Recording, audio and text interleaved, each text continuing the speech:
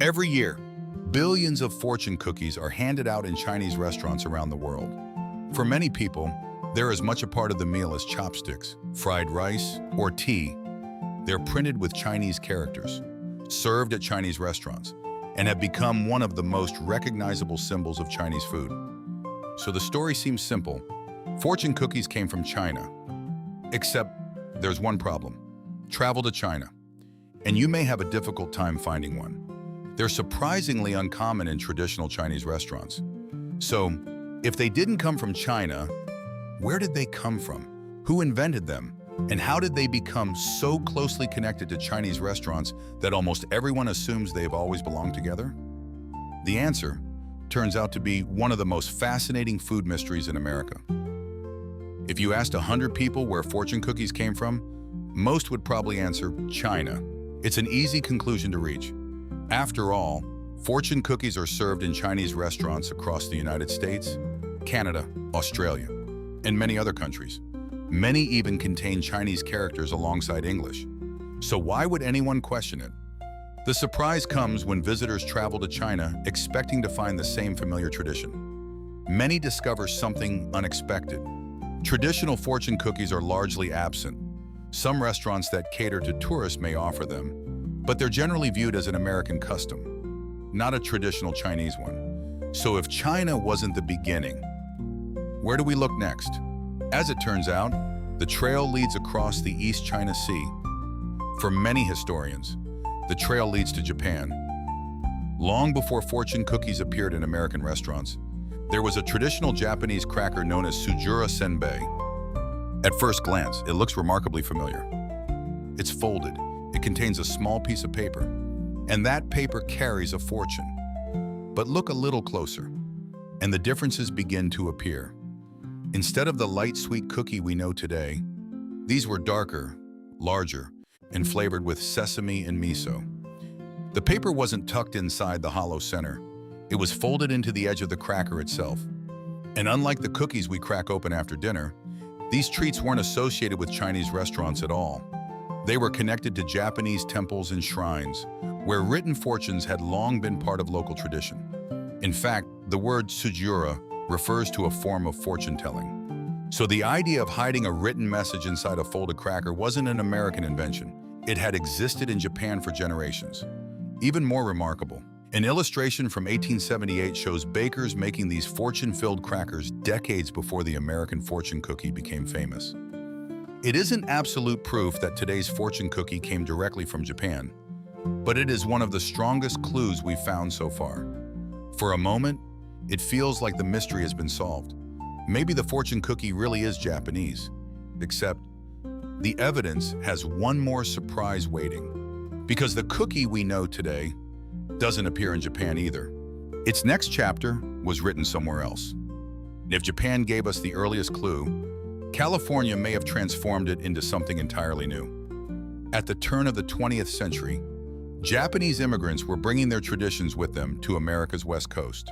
Among them was a landscape designer named Makoto Hagiwara. Hagiwara managed San Francisco's beautiful Japanese tea garden, where visitors wandered among koi ponds, stone lanterns, and peaceful gardens that offered a glimpse of Japanese culture.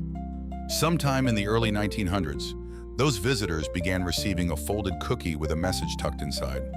The cookie looked familiar enough to remind historians of Japan's Sujura Senbei. But it wasn't identical. It was lighter, sweeter, and better suited to American tastes. Exactly who transformed the traditional Japanese cracker into this new dessert remains uncertain. But many historians believe Hagiwara played a central role. As the cookies became increasingly popular, the tea garden could no longer produce enough by hand. So Hagiwara turned to a respected Japanese-American confectionery in San Francisco, Benkyodo, founded by Seiichi Okamura in 1906. Here, the historical record becomes unusually strong.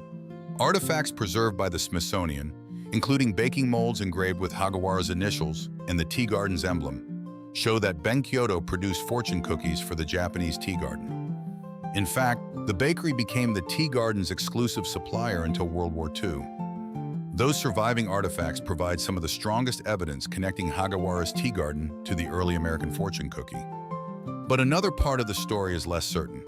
According to members of the Okamura family, who owned Benkyodo for generations, the bakery didn't simply produce the cookies. Family members later recalled that Benkyodo also helped improve the recipe and production process as demand increased. It's a fascinating claim. But unlike the surviving molds and business records, those details come primarily from family recollections recorded decades later, rather than contemporary historical documentation. That doesn't make them untrue. It simply means historians can't verify them with the same confidence.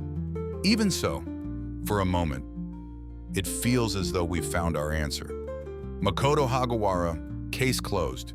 Except, history had another claimant waiting, nearly 400 miles south, in Los Angeles.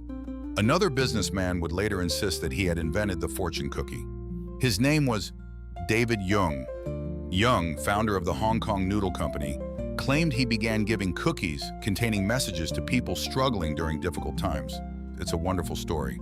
But historians have found less supporting evidence for his claim than they have for Hagiwara's. And just when it seems the mystery couldn't become any more complicated, another name enters the investigation.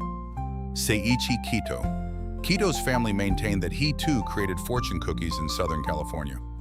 According to family accounts, he sold them not only through Japanese businesses, but also to Chinese restaurants.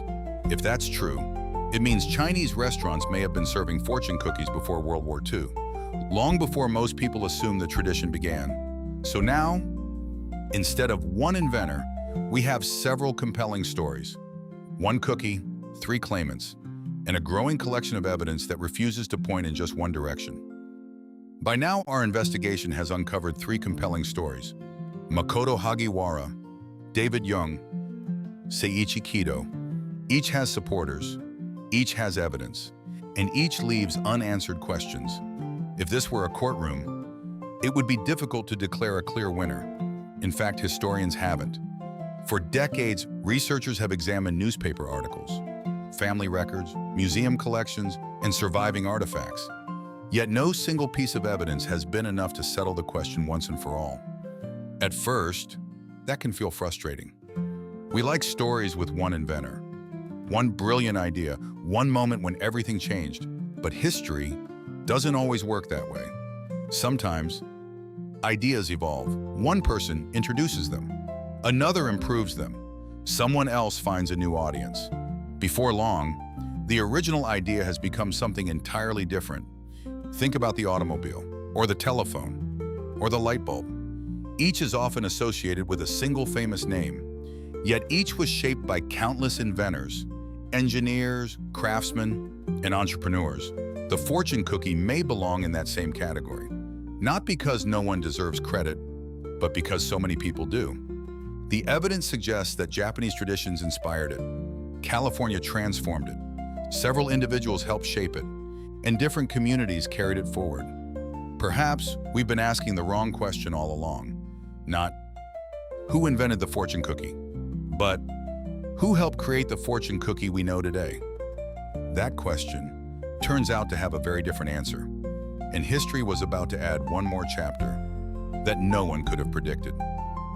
By the late 1930s, fortune cookies were already becoming familiar in parts of California. Japanese-American businesses made them, Chinese restaurants were serving them, and although historians still debate exactly how widespread that tradition had become, the cookie had already begun crossing cultural boundaries. Then, history intervened. On December 7, 1941, Japan attacked Pearl Harbor. Within months, fear and suspicion spread across the United States. In 1942, President Franklin Roosevelt signed Executive Order 9066. More than 120,000 people of Japanese ancestry, most of them American citizens, were forced from their homes and sent to incarceration camps. Families lost businesses, homes, communities, and among those businesses were bakeries that had helped shape the early American fortune cookie. Production slowed. Some bakeries closed, others never reopened. It was a devastating chapter in American history. But history rarely changes only one thing. As Japanese-American businesses disappeared from California's streets, Chinese-American restaurants remained open. Many had already been serving fortune cookies. Now, they became the places where most Americans encountered them. Chinese-American manufacturers increasingly supplied the growing demand. The cookie itself hadn't changed, but the story people attached to it had. A generation later, millions of Americans would finish a meal at a Chinese restaurant, crack open a fortune cookie, and naturally assume the tradition had always been Chinese.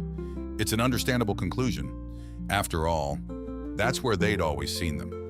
History hadn't rewritten the cookie, it had rewritten its identity. So, who invented the fortune cookie? After following the evidence, the most honest answer may be no single person. At least, not the fortune cookie we know today. The earliest clues point to Japan, where folded crackers carrying written fortunes had existed for generations. In California, those traditions found a new home. People like Makoto Hagiwara helped introduce them to American audiences. Bakeries like Benkyodo produced them for growing crowds. Others, including David Young and Seiichi Kito, may also have helped shape their story.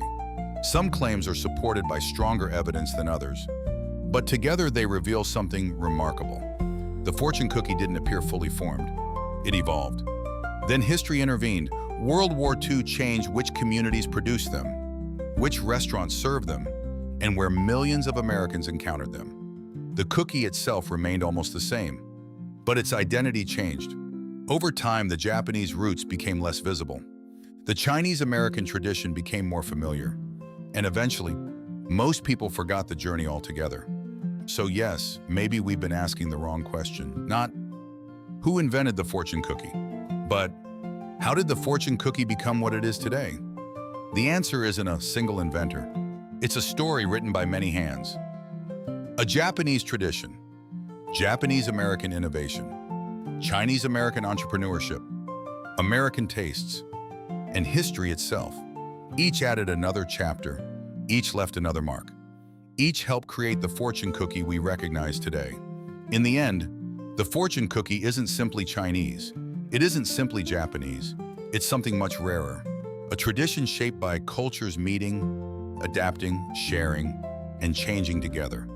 History generally isn't written by one remarkable person. Often, it's written one chapter at a time by people who never knew they were writing the same story.